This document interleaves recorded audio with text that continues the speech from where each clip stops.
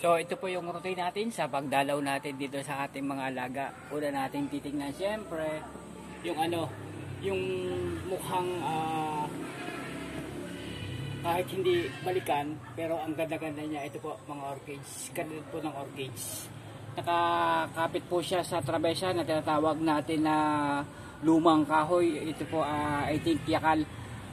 Ito po ay nabili ni Bossing dyan sa release station ng release ng tren. Nung nagpalit sila ng bakal, ito na yon. So it takes 100 years na siguro itong mga ganitong klase ng kahoy.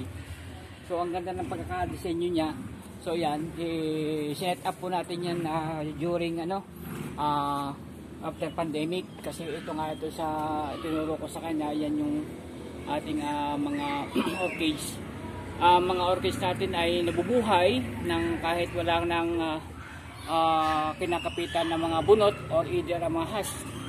Nabubuhay lang siya sa pamamagitan ng kanyang mga ugat. Diyan lang siya kumukuha ng mga protein. Ang galing ng buhay ng orchids. Yan o, yun o. Ganda o. Ayan mga lods, ang disenyo na kung tutuusin tumagal at maluma man, andyan pa rin, intact pa rin ang ganda niya.